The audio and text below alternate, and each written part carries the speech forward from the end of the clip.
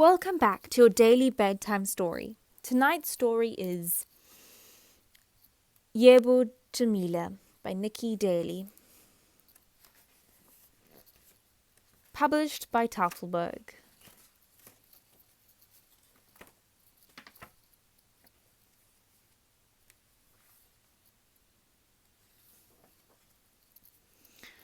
Gogo and Mama were making plans for Christmas. "I'll make the pudding. You do a chicken," said Gogo. "And Thelma will cook a nice rice and marogo stew," said Mama. "Good," said Gogo. "We will have a lovely Christmas meal." Jamela knew all about Christmas. It was a time to celebrate baby Jesus' birthday with a nativity play at school. Christmas also meant Christmas presents and getting together with family.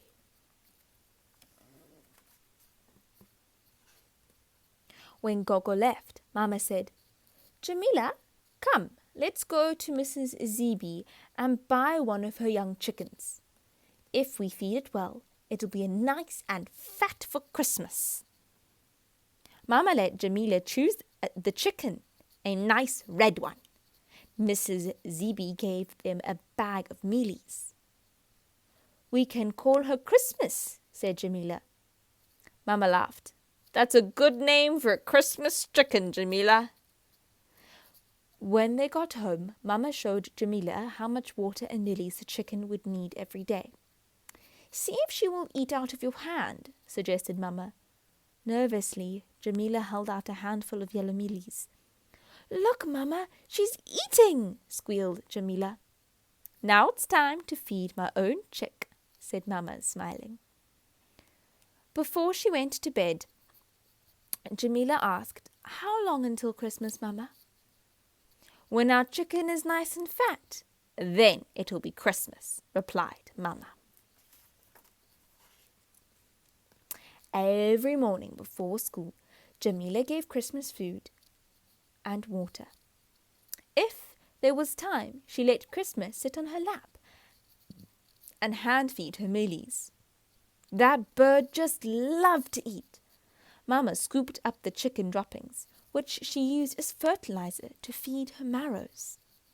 Every day the chicken and the marrows seemed to grow rounder and larger.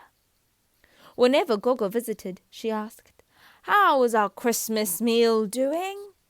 Jamela frowned and said, "She's doing fine, Gogo." But she didn't like the way Gogo licked her lips, like the lady on the fried chicken TV commercial. At school, they did a nativity play. There were angels, there was African dancing. Jamela played Mary and carried baby Jesus on her back like a real mama.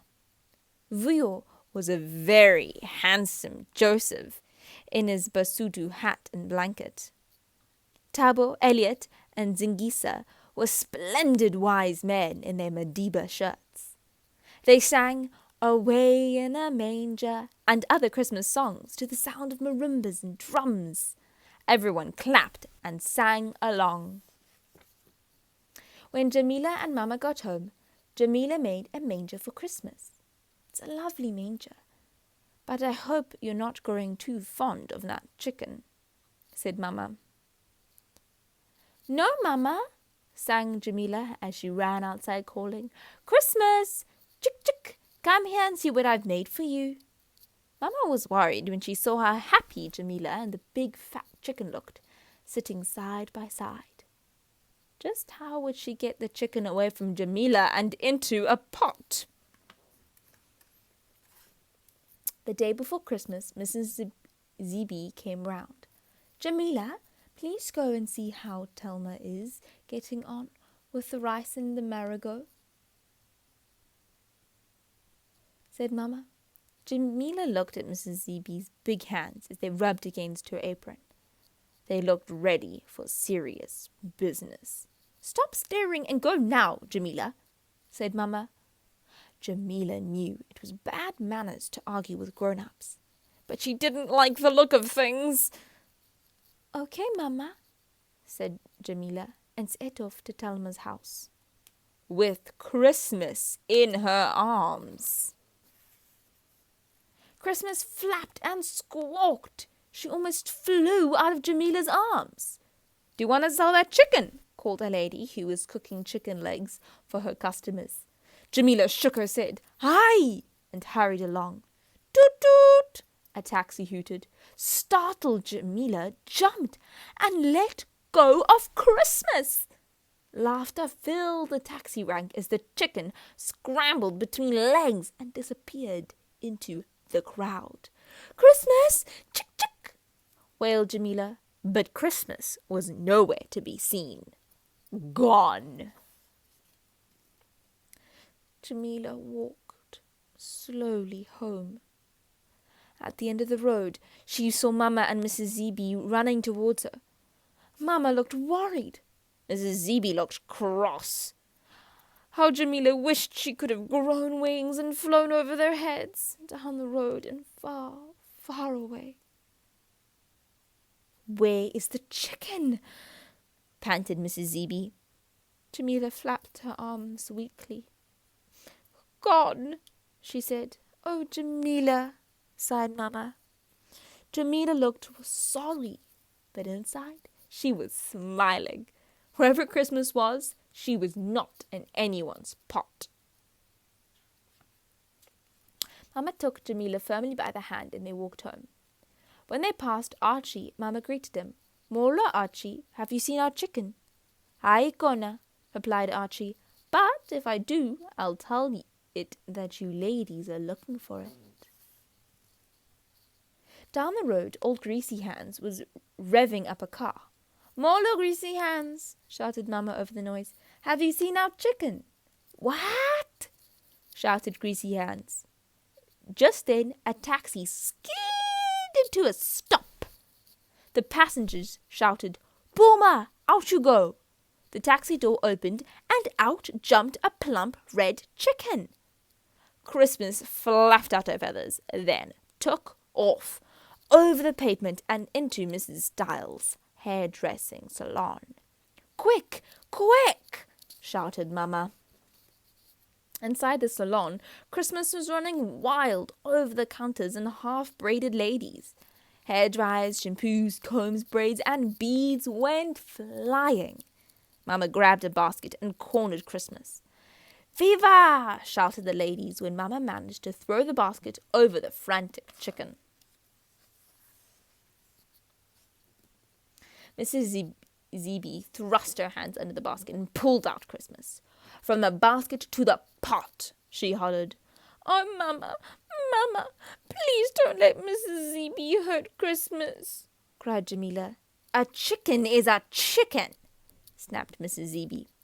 "Christmas is not a chicken," cried Jamela. "Christmas is my friend, and you can't eat friends." Mama looked at the ladies for help, but there were ladies who were all smiling sweetly at Jamela.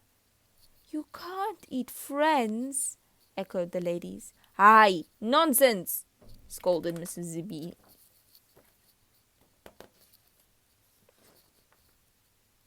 On Christmas morning, Jamela helped Mama prepare their Christmas meal.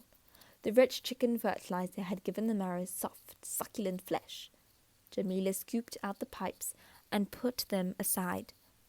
Mama filled the hollows of the mixture of nuts, breadcrumbs, butter, and tasty herbs.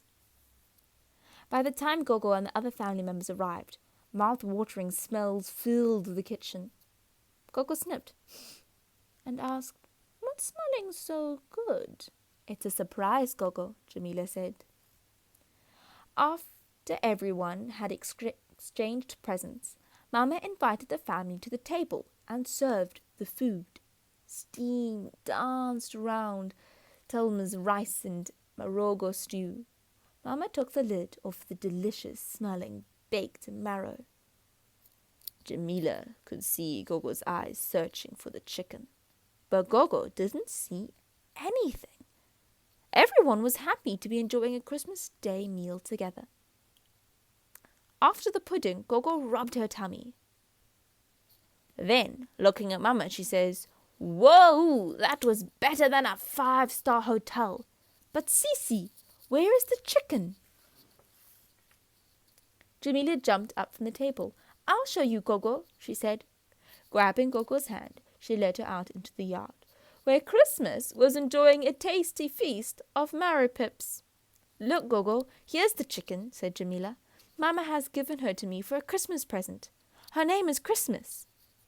Gogo looked at the beautiful chicken, but she didn't lick her lips. Instead, she hugged Jamila against her full tummy and said, "Well, it looks like a very happy Christmas to me." "Yebo, Gogo," Jamila said. Yebo, Jamila. The end. Sleep tight and don't let the bedbugs bite.